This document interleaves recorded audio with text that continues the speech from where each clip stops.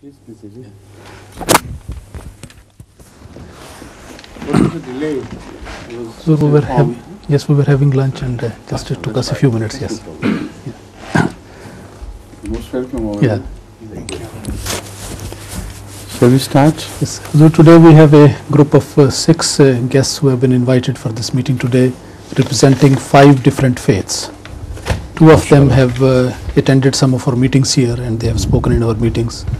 With your permission, I would like to request them to introduce themselves in detail and present their questions. I know you very well, but for the sake of the audience and the viewers, it's better if you repeat your introduction, please. Please. Your Holiness, I belong to the Zoroastrian community. We are a very small number in London, about 5,000, and at the moment we spread out all over the world now. You see, but majority. A long time. Yes, our community center, communal center, is in Bombay. In Bombay, yes. Where we have our own internal system called Panchayat, Pasi Panchayat, who looks after our funds and all that. Are you unified under one sect in one? I'm afraid we have also two differences. How can you manage a central organization with different doctrinal views? No, the doctrinal views only varies as regards the nature of one or two gods, God of evil and God of goodness. There are also differences which one comes across reading the authentic Zoroastrian literature. But you told me that you believe in the unity of God and oneness without giving the status of Godhead to any evil or devilish figure. No. Correct? That is correct. But this is not the official view held throughout history by all the Zoroastrians. In the beginning, of course, this was the only view. I agree, but later on they got divided into different sects. Yeah, because we got... How many of them believe now in oneness of God as you have described? Majority. But the majority in Pakistan, unfortunately, does not subscribe to this doctrine. Parsis, they are called. Parsis, yes. And I have met many Parsis and discussed these things with some of them. You are a Parsi, yes? Yes. Because originally it means Farsi. Parsi. Those belonging to Faras or Iran. From Iran. So they there have this distinct concept of 2 gods, one of evil and one of goodness. But this is why the fire was kept burning. And fire worship was carried out in view of paying homage to the fire of light. Yes. Right. To the God of light, I mean. God of light. That's right. But this term, we are called fire worshippers, it's wrongly termed. We do not worship fire. Oh, that I know, of course I understand that. But it's because spread out. But many people don't. I mean, I understand, of course, That's no it. problem. Let's begin with your question, please.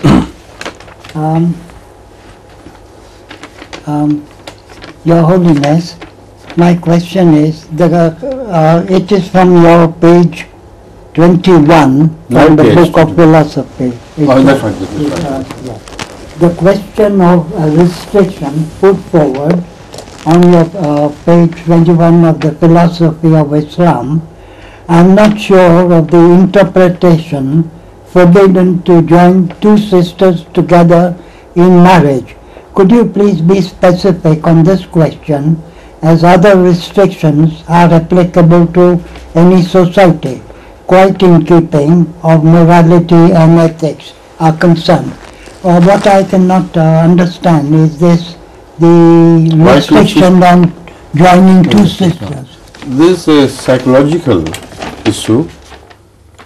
In fact, when marriage is permitted, beyond the number 1, marrying twice or 3 times or 4 times, first of all, it should be understood that it is not a permission as much as a restriction, because prior to this verse in the Quran, or prior to the revelation of this verse in the Quran, all the Arab society was accustomed to marrying more than one wife as many times as they pleased, as they could afford. Similarly, the biblical teaching did not impose any limit to the number of wives which under Judaism could be kept. For instance, kings whom we believe to be prophets are mentioned as having 99 wives. So there is no limitation on the haram anyway.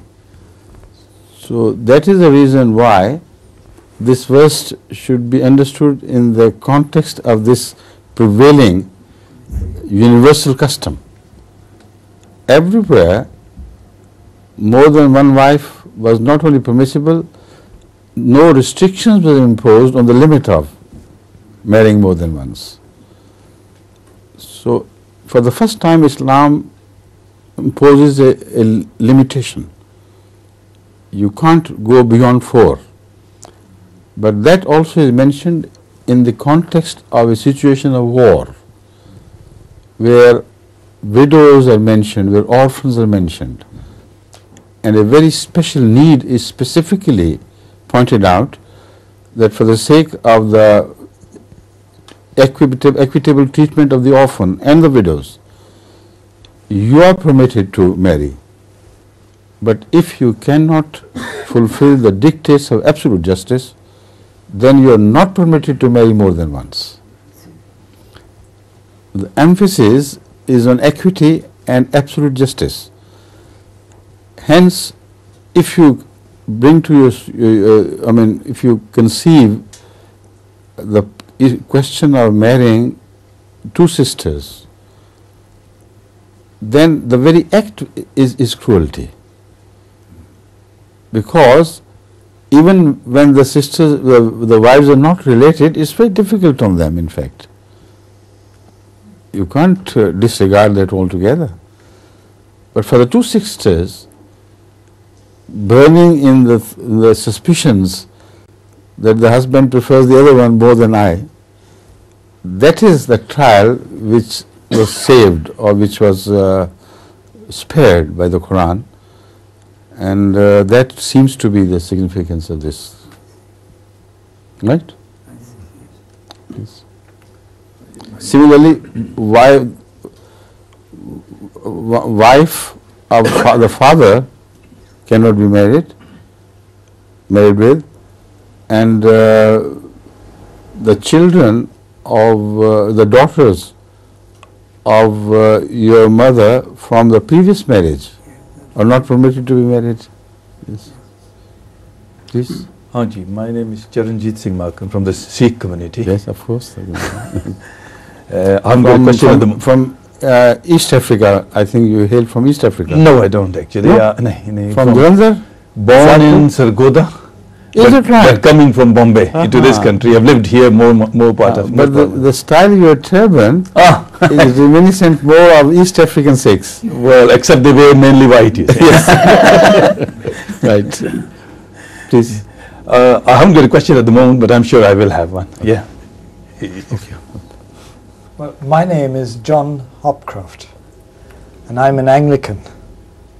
You belong to Anglican Church? The Anglican Church, yes. Now, I was born in Mashhad, Iran, that was called Persia. My father was a vice consul there, the British vice consul. Then we moved to India. I was educated in a Catholic school, and But you have mixed blood? Yes, oh yes. Eurasian, you know? Well, you could call me Eurasian, or Anglo-Indian is the term that I've had. Anglo-Indian is a term used in India and Pakistan. Yes. But otherwise it's referred to as Eurasians. Well, you could call it any name you like. Because all such mixed bloods are not Anglo-Indian. They could be Anglo-Malaysian, Anglo-Indonesian, Anglo-African and so on. But this was Anglo. So that is why you are not Anglo-African but other Japanese and so on. That's true, but I'm basically Anglo-Indian. Yeah, basically Anglo-Indian. Because I lived in India after Correct, that. correct, right. I served in the army there and emigrated to England in 75, Right. 1975. Right. And if there's a question to be asked, I wasn't aware that the Ahmadiyas were persecuted by Pakistan, but now that I am aware of it, I'd like to know how does Pakistan itself equate such persecution with the Muslim belief in God? The question can be answered in so many ways. The shortest answer I can give you is to give me one reason why the Catholics are persecuted in Ireland and the Protestants are, by the Protestants, and the Protestants are persecuted by the Catholics while believing in Jesus Christ. Can you give me just one good reason why? Yes. Why? No, I wouldn't say political. It's just because they don't really believe in God. This exactly is my answer. This exactly is my answer in response to your question. If you truly and profoundly believe in the existence of a living God to whom you are answerable, no such behavior is possible. It's impossible indeed. So the root cause of every evil in the world is this unexpressed atheism, unexpressed in words, but so loudly expressed in actions. The same is the problem with Pakistanis, Indians, everywhere. But why are they so fanatical about it? You always become fanatical, you do not really believe in God. Not otherwise. If you believe in it, God, as He is presented by the fundamental teachings of all the religions of the world, and if you do not deviate from those teachings to the so-called ramblings of the medieval clerics and clergy, then it's impossible for you to even conceive the smallest transgression against any humankind, because God is presented as universal, God of universal beneficence. Logically, it's not possible to relate to that God and break your ties with human beings. Not to mention the cruelties, that is absolutely out of all question. So whatever you ask me in relation to these apparent contradictory behavior of man, apparently contradictory, or I should say contradictory behavior, though it is not apparent to those who indulge in this behavior, the answer would always be the same. There has to be something deeply wrong with their concept of God or their belief in God. That agrees with my point. My name is Queenie Hopcroft, Your Holiness. And first of all, I would like to say thank you for according us this wonderful privilege of being able to ask you Thank you for questions. coming. My question is in relation to capital punishment. Right.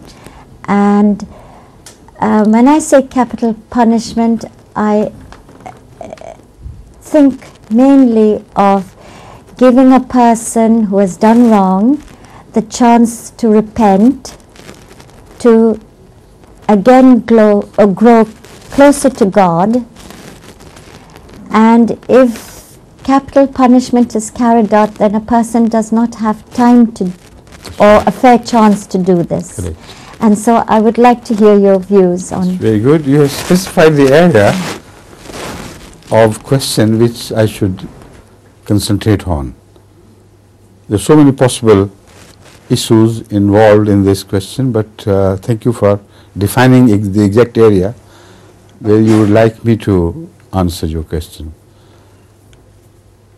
You see, the question first, the question primarily to be taken is the generality, first of all, of crime punishment, and when the criminal is caught, then what treatment should be offered to him.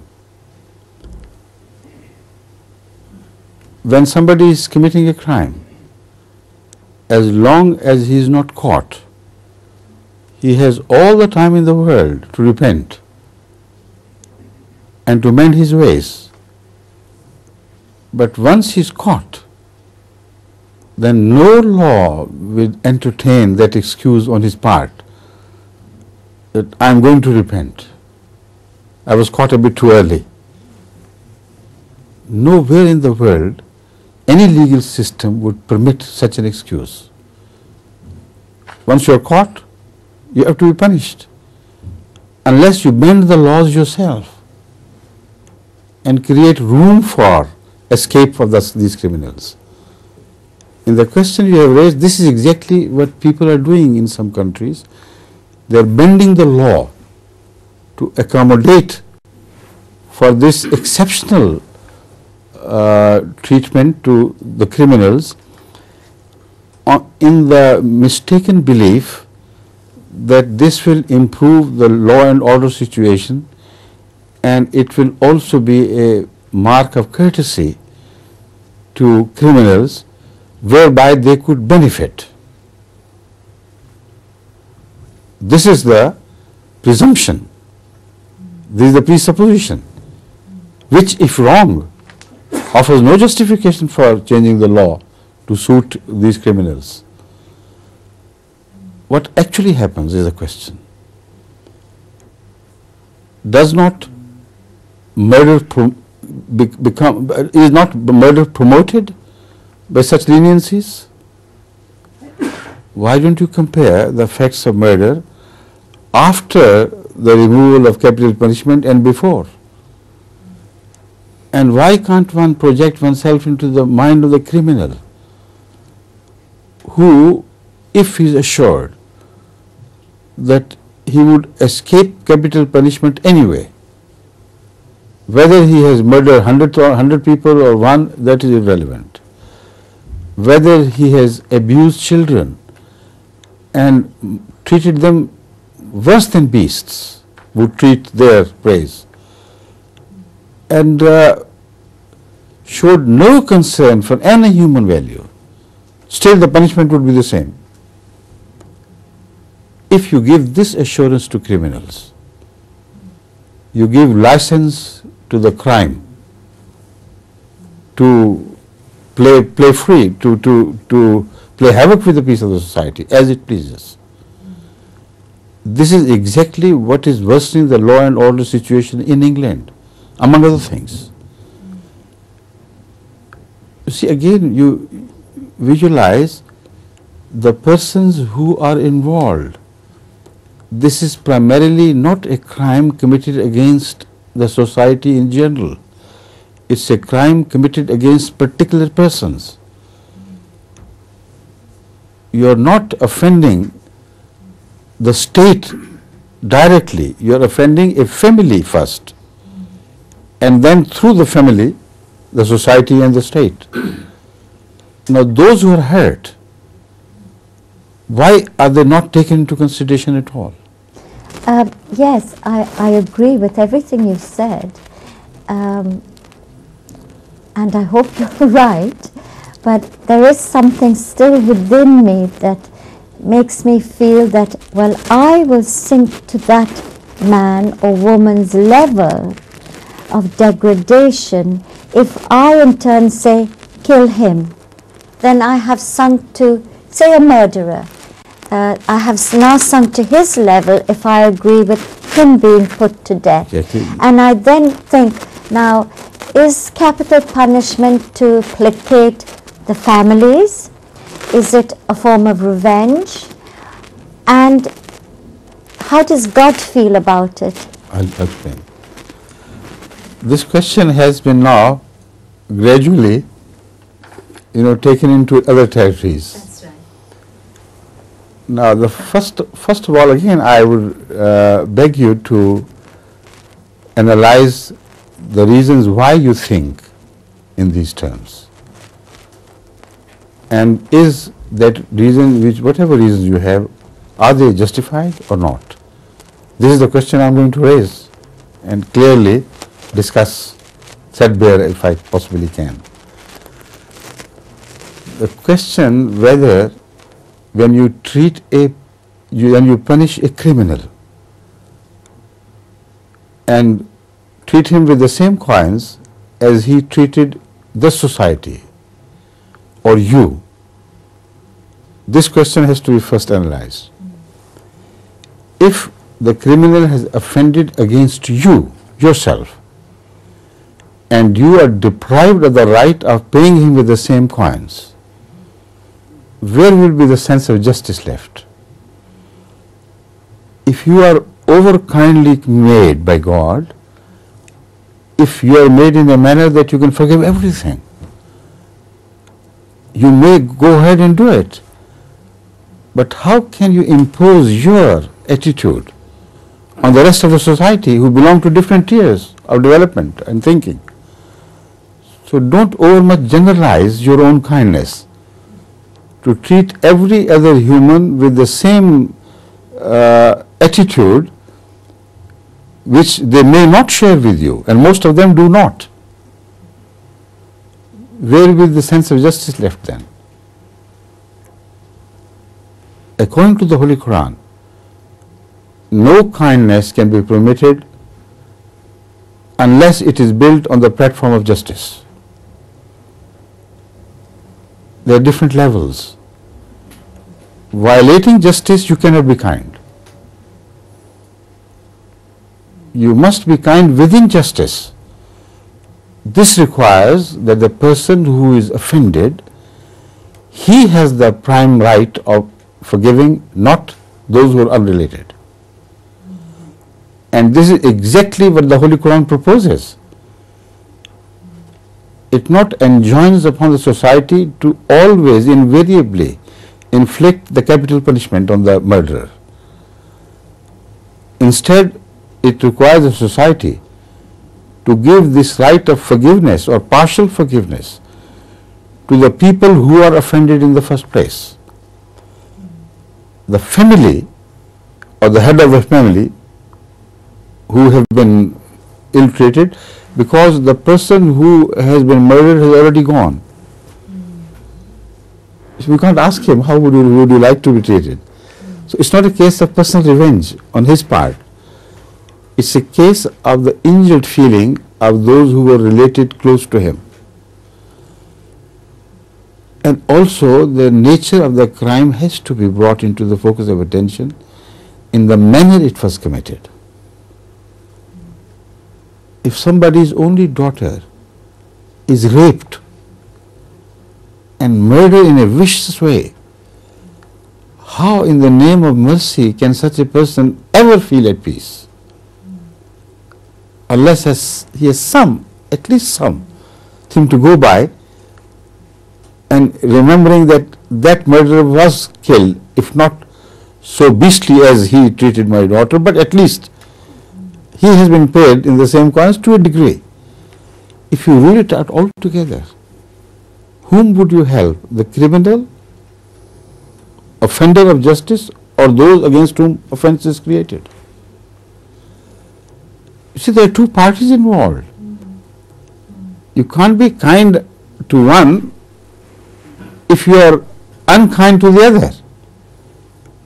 But on the principle of being kind to the criminal, you have to make a choice of being unkind to innocent, and also jeopardize the rights of all the innocent people living in the society who, by the increase in the incidence of murder, become a likely target. So would God love is a treatment of the criminals which would promote crime, or a treatment of the criminal which would discourage crime? But when you read into so many criminals, you discover, you read their lives, you discover that they sometimes from the cradle were rejected by parents, were brought up in an atmosphere where there was no love, they knew no love. Correct. So often their stories are so sad and end up in the disaster of crime. I And agree. so I wonder, what part does compassion play, forgiveness, understanding, all those attributes that come from God? Yes, and I wonder how God feels about these people. It is yet another question. In fact, altogether another question, which is in fact generalized so completely that it covers all crimes and all criminals. It is not confined now anymore to the question of capital punishment. No. Whenever somebody commits a crime, whenever somebody steals from the shops or from anywhere, whenever somebody robs, does he not have special circumstances and the background to which he belongs, which may have promoted that tendency of crime? It is impossible to conceive a criminal suddenly become criminal out of nothing. Criminals are born gradually, they are molded into that state of crime, not only by the parents or the poverty from which they hail, but by so many other factors. Many of them are psychological factors. Many of them are they are living in a society which for some reason or other hates them and looks down upon them. The racial issue will also come into play. People belonging to one faith living in an area where the predominant population is that of the other. So it's such a complex issue. If you go on deciding on these matters by precisely analyzing the causes and then determining whether one should be punished or not, none in the world will be punished. Not one. And the crime, it will go wild. So it is the balances which you must keep in mind. Thank you. Please. My name is Rakda Singham. I'm from the Hindu temple in Wimbledon. That's right. I was born in Sri Lanka in the northern part, a place known as... Which part? Jaffna. Jaffna, yes, I know. Jaffna. It's mostly inhabited by the Tamils. Tamils, That's yes, right. north and east. The early 60s, about few hundred of us... You are not a Tamil. I'm a Tamil. You are Tamil. Yes, That's yes. great. Because generally the Tamils do not introduce them as Hindus. Although they are Hindus, of course. Yes, yes. Essentially Hindus. And there are Christians as well, But this Muslims as well. They are Christians. Yeah, But among the Tamils, when you speak of Tamils, yes, most often it refers to their religion. But also, at the same time, defines them as Hindus belonging to India, the southern part of India, yes, who migrated to Sri Lanka. thousands of So years. this is a new term coined around their single entity, Yes. right? I think there may be another side to this one. It's because of the gradual worsening, the racial tension between the majority Sinhalese and the Tamils. That's right. We identify ourselves, though we belong to sometimes Hindus, Christians, Muslims. No, but I'm talking of the distinction between Tamils and the Hindus in this sense, Yes, because when I went to Mauritius, yes, it was the first time that I realized that they took exception to my referring to them as Hindus. yes, The mayor of one area invited me and it was very kind of him to invite me to celebrate my visit to that area. And when I inquired from him, are you Hindu? No, certainly not. I'm Tamil. So Tamil has become a symbol of pride. That's true. Right? Very proud of it. Okay, yes, please. So it's in the area. To give a little history of us, with the slightly worsening racial tension in Sri Lanka and the racial discrimination, some of us were able to foresee what's going to happen. And about 100 of us, I think around 100, we started settling in UK in the early 60s. Gradually, with the worsening situation, people started coming more and more. And today we have over 70,000 living in and around London. So in and around London? Yes, yes. And they are mostly concentrated here in this area? We have spots, Wimbledon, Tooting, this area one. The another one. The Greater London, as you can make. No, I think pockets. Another one is Ealing, then East Ham. Correct. Because we always stick together, for mutual benefit. With this number increasing, we thought we may lose our probably the language, but to at least to hold on to the culture, we thought the best way is to establish some places of worship. And we were very fortunate in 1979-80, we were able to acquire this place in Wimbledon. And one place? In the whole of London, just one place? That was the first one. That's right. Then that was the first temple which was consecrated in 1981. Right. With a congregation about few hundred. Now I think we run to few thousand a week. And our children are doing very well. We have a community feeling. It has become a place of focus for all our children and the parents and the old age. And the temple is doing a very, very valuable service. Now, I'm very fortunate to be, called here so that I will be able to share my experience with the, the others. Now, my view of the religion is that it has two aspects of it. One is the spiritual and the philosophical, and the other one is the customs and traditions. The higher we go in the spiritual ladder, the more we know that we are all going to the same place, our beliefs are same. The basic distinction comes in the very lower rung of the ladder. And so one of the ways of getting the religious harmony is to make the people more religious. If he's a Muslim, to be a higher Muslim, a Hindu to be a higher Hindu, a Christian to be a higher Christian. So the deteriorating religious knowledge is the one which is bringing all the differences. Now the spiritualism, I know it is there in all our the epics, the scriptures, it's there. But one thing I'm a little concerned is the customs and traditions which were established to suit the community around the time of the start of the religion has sometimes become outdated for the modern needs and the modern resources available in the country. Now, the religions which have very finite leaders, and I have found they are doing extremely well.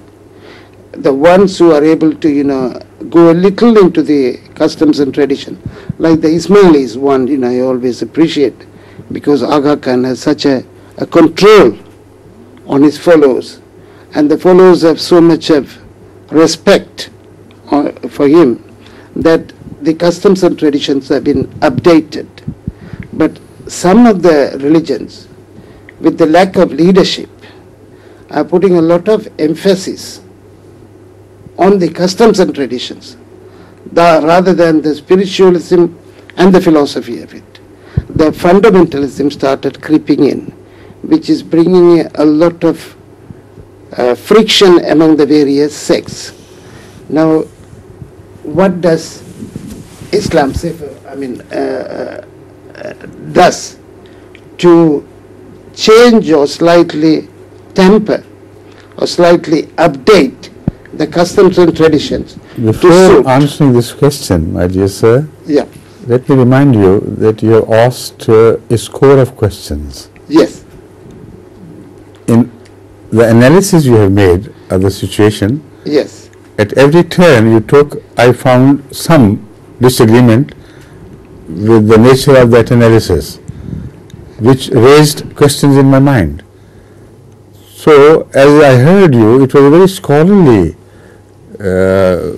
discussion on the possible causes of problems in relation to religion and religious practices. I found that to take up every sub-question which arose during your discourse, it would require at least 1 or 2 hours. But let me, instead of commenting on all your analysis, let me present to you my own analysis of the situation itself. First thing with which I beg to disagree, I should say, is that forms and rites which we find the religions overburdened with are not found in the beginning of religions at all. The sources are pure and clean and simple. Go to Krishna and imagine what Hinduism is as reflected through the ideals of Krishna and his practices. Go to Buddha and visualize what Buddhism should have been if it was confined to the ideals and practices of Buddha himself. The same is true of Jesus Christ. The same is true of any prophet of God. The differences in Muslim rites and rituals which you observe in different sects of Islam, and the overemphasis on form, is of a nature which is unheard of at the time of Hazrat Muhammad Rasulullah sallallahu alaihi wasallam himself. So there was a perfect balance between spirit and practice, the form and the idea.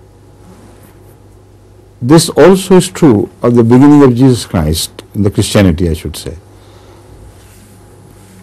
It was St. Paul who, unfortunately for Christians, turned the balance in favor of spirit so much so that he rejected the form altogether. As if you could retain milk without a bottle of milk or without any container. It's a teaching which Jesus had never given. But this is why I said, you've entered areas where if I begin to enter and begin to expand them and explore all the possible corners hidden behind the different facades, it will be impossible to bring to discussion to end within a few minutes. But in principle, I remind you that at the beginning, all the religions are found to be in agreement with each other in fundamentals. There are very few fundamentals, but they are common to all religions of the world. And the emphasis has always been in improving your relation with your Creator and improving your relation with the mankind. So I have studied religions from this particular angle, and I found them to be in complete agreement with each other. What was created later on was created by the clergy, by the so-called custodians of religions. All rituals and rites and forms and emphasis on them, they were man-made, not God-made. God-made rituals were simple and easy to follow. That is why the Holy Quran repeatedly defines Hazrat Muhammad Rasulullah sallallahu alaihi wasallam as a prophet who has taken away the loads from the backs of religious people and removed the collars which were tightened around their necks. They were man-made. And present religion is an ordinary simple form that every human being could practice it easily. So the same has happened to Hinduism, the same has happened to Tamilism. When you change your emphasis from the spirit and the simple form in which that spirit is followed or preserved, then you invite troubles. And this is what I see has happened in the whole world. But there is another problem with the Tamils in particular. I have made some contact with Tamils in Sri Lanka, some in Mauritius, some here as well. And also in Switzerland, and particularly I met a very strong Tamil group in Switzerland. And they left the impression on me that Tamilism has now become a term to indicate a form of nationalism rather than religion. Because most of the Tamils I'm talking about, they were non-practicing Tamils as far as paying their homage to the Black Devi is concerned. Many of them did not care at all about that. When I inquired further, said, do you practice this? Do you go to temple and bow your head to the Devi you have made yourself? They just laugh at it. There is no question. Those who said, yes, we do, they said, no, it's not the Devi we have made, it is the image of the goddess which we worship, and it is only personified in that symbol. But very few among them actually paid respect to the religious teaching or considered it essential in shaping their lives. What was essential to them, most important to them, was to keep the Tamil entity as such protected and to protect the interests of this community, which are more worldly interests than religious interests. Now, when you come to that, then begins the role of the clergy. In the name of these protections also comes the protection of the ideology, doctrines, and the right to worship. And the society as a whole, without any detailed discussion, is convinced that if we keep the symbol of our ideals alive, and if we can connect our unit, our identification with a literal material symbol as well, it is far more likely that we would retain our identity. Otherwise, we may lose it. So the rush for the building of churches or temples, the need for building of the mosques, is basically rooted in this material need and requirement. They want to give strength to this entity or identity as a people. So you have so many huge, big churches with such awe-inspiring buildings and architectural designs and things, and the mosque and so on and so forth.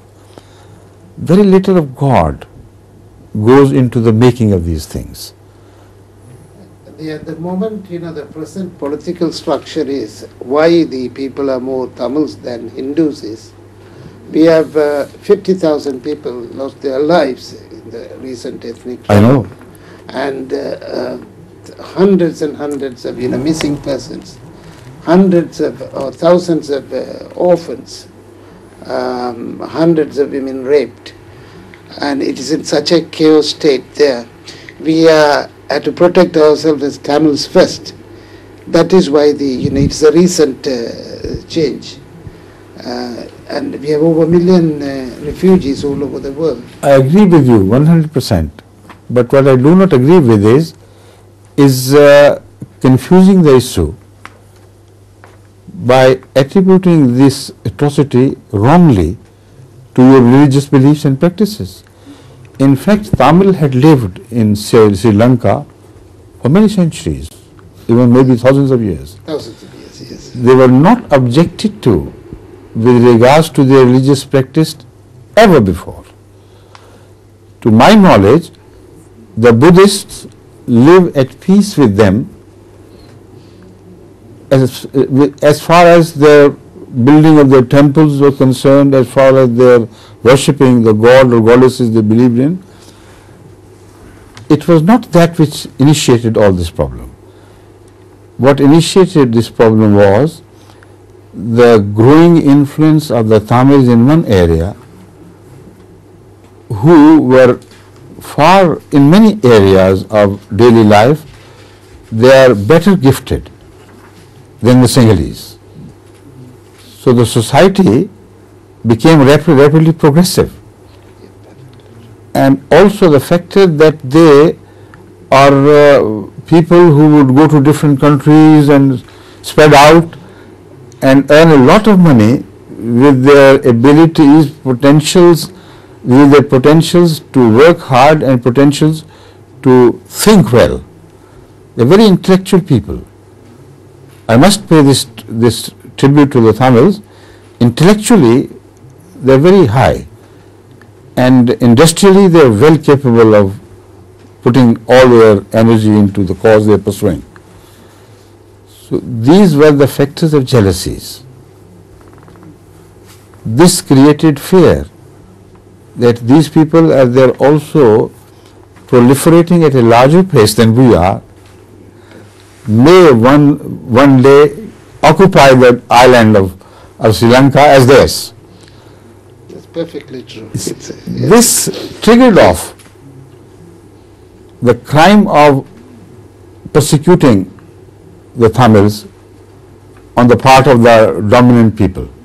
And they, over the ocean, the sea, another 50 million Tamils over there. Yes. In southern India. That support behind, 21 miles. The fear was rightly highlighted. So this issue should have been treated wisely with principles. Now, if you can't stop the rise of a people who are gifted like that by God, you can't suppress it anyway. It's impossible. So playing foul would not work, and it has not worked with them. I hope you agree with this final. Perfectly. Thank you. Completely identified. Thank you. With your Thank you. observations, yes. Please. Assalamu alaikum. Wa alaikum salam. I am come from Karachi. You're from Karachi? Karachi. I was born in India, 1st of January. And 1st of January, which? Yeah. Every 1st of January? no, 1st of January 48. 948. Yeah, as far as I know, because I don't know my date. Nobody knows. Because my uncle told me. It's all hearsay. When I was in metric class, Yes, Karachi, okay. he told me that this is your date of birth. I don't know myself. Right. Even my mother don't tell me these things Achha. because she is not educated. Okay. And I was born in Aligarh, India, where the Sir Syed born. That's right. And my Was Sir uncle, Syed was born, or I think it's which Sir Syed is related? I don't know much about India because I was grown up in Pakistan, and then my parent come to England 1960. Right. So from that time I'm in England, coming and going like that. And Married with children? I was divorced. But you had children? No, Before? yes, I have children, but I have Oh, that's divorced. right. Divorced. Right, yes. Because my wife don't want to come this country. And now I come to my education. I study different languages in different religion. I study socialism, communism, Buddhism, Hinduism, and as far as I concerned to me, I am a Muslim, so I study Quran and Hadith. Directly or through the ulama? Through the ulama. And I normally, professionally, I am an architect engineer, and I did a diploma from Pakistan. Dawood Engineering College. Right. And then I start my, I work somebody, and then I start my own business in Karachi. Before coming here in 1960, I was first employed with a big company in Karachi, and I worked 6 years. And when I started my job, they asked me first question, how much you take the salary? I say, you can see my work and then you can decide. So I work 3 months time. Yeah. So they double my salary because they're starting 5,000 in 3 months time. I am the 10,000. 10,000, and I am the top man of this company. Still serving the same. Same company after 3 months. Right. Hazur, I am telling my story, and as far as the religious, I had a very simple question, because I study different books, and sometimes I confuse myself. I study by tutor here in England, whole the Jesus life, Jesus Christ life, and I study in Pakistan socialism, and in the. Did you study socialism from the basics of socialist literature or the fundamental books? No, like nobody teach me this, but just for That's my capital knowledge. things, no? And is a question about philosophy. I want to know that, and I'm trying to find out every book, but I couldn't get this answer. Right. Everyone agree from my point of view that when Adam is born, come to the world, and Eve was born. So I want to know that what they got religion, that they are first man and woman in the world. No, They haven't got any religion. they are not. That's my answer. They are not the first men. No. And No, Then- on the earth I'm talking. I'm talking of the earth as well. Yes, sir. Adam was not the first man to be ever born as a human on earth. And Eve was not the very first woman who was ever born as a woman on earth. So when the question in itself is wrong, how could you get the right answer? If you have built your question on a wrong premise. Humankind existed at least 200,000 years before Adam and Eve were born.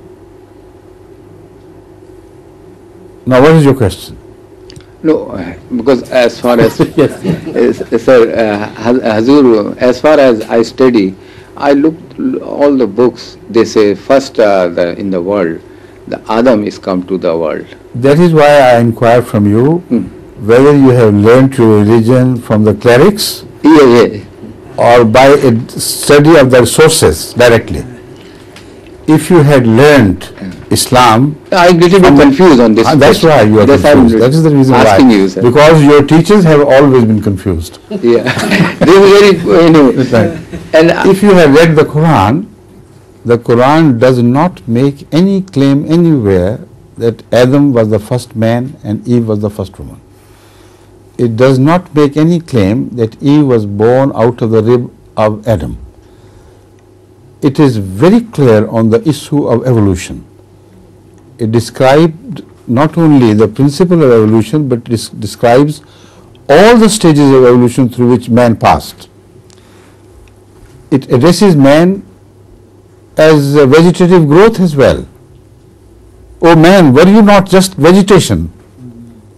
What does it mean? When was man vegetation? Unless it was a stage of his evolution through which he passed. So about the creation of life, that is the zoological life on earth, the verse which is recited in the beginning of every nikah performed in the Islamic way is absolutely clear on this issue. It says, أعوذ بالله من الشيطان الرجيم بسم الله الرحمن الرحيم يا أيها الناس اتقوا ربكم الذي خلقكم من نفس واحدة وخلق منها زوجها وبث منهما رجالا كثيرا ونساء. the entire history of zoological evolution is unfolded in this verse. It says, O people, O mankind, fear Allah, who created you from one single soul, which is referred to as a female soul, from which God created its partner. And from joining together of these two partners, He created men and women, which clearly means that there were already animals in couples which were responsible for the reproduction of life. Before man was born as a man and woman was born as a woman. So it is so clear, and this exactly is what the science tells us. Science can tell us many things on which they change. On this issue, the view is unanimous and there is no change. No change has ever taken place during the last 100 or more years, 200 years, let's say. These are established facts. That life came to be born without sex. It all began with single cells reproducing through internal bifurcation. And it went on and on for maybe many hundred million years, many hundreds of thousands of years, until out of the same single reproducing cell was created its partner, and male and female came into being as such. This process went through many stages of development until the demarcation was clearly set and defined. Out of this life, human life was created. This is exactly what the verse is claiming. وَخَلَقَ مِنْهُ وَبَثَّ مِنْهُمَا رِجَالًا. Those two were not humans. Out of those two, He created rijal, which are humans, wanisa, and women, which are human. So this is the true story of the beginning and evolution of life. And based on this, I doubt if any genuine question can be asked by you which is not answerable. Right? Thank you. Please. If you have any, I welcome you now. Time, how much time do we have? 2 more minutes. So shall we turn to you? Yes. Sardar Sahib, have you now in the meantime thought of one? Please. I think it would be... Yes. I've got 3 very brief questions. Okay. Yeah? One is doctrinal, the other is theological, and the third is socio-religious. Okay. But whichever one you would like to take it, if there's time only for Thank you one. very much. Doctrinal is that given the problems that we've said, you see that Pakistan and the Islamic religion in Pakistan, what your version is, or what we are hearing from you, is definitely stating Islam as it is, in spite of the differences with Pakistan. They're only doctrinal, aren't they? You're quoting from the Quran. Interpretation of the doctrines. Doctrine. That's right. That's correct, isn't it? That's right. Okay, in that theological, what would be your view on non-believers who are not Islamic? Yes. And the social religious, the question will be, what is your view on mixed marriages nowadays, which have come to be? That's right. As far as the first question is concerned, I have already answered, in passing. The second one is already answered by the Holy Quran, which relates that as far as the issue of redemption is concerned, issue of forgiveness or punishment is concerned, God is the only authority who will decide this issue, whatever religion you belong to, who will decide the issue of each individual according to the merits on the Day of Judgment. And Islam opens the possibilities of non-Muslims, specifically mention them. If they truly believe in God and do good deeds and believe in the day of resurrection, where they will be held responsible for their conduct, then their conduct would be shaped correctly. If you don't believe in answerability, then your conduct cannot be kept correct. Misbehavior is born out of belief that there is no answerability.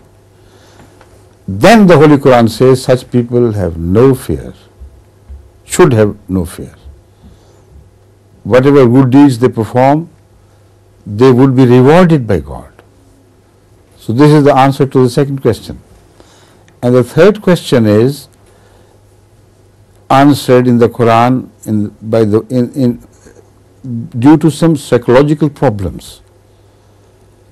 If a Muslim girl is married into non-Muslims, then because of the predomination universally of women by men, she may not be free to practice her religion at all. But if a man marries a non-Muslim, Muslim man marries a non-Muslim girl, particularly those who believe in God, then such problems do not arise. So Islam permits one and does not permit the other. Thank you. Thank you. Thank you for framing your question so precisely as to make the answers so easy for me. Thank you. Thank you. I take leave of you. God bless you.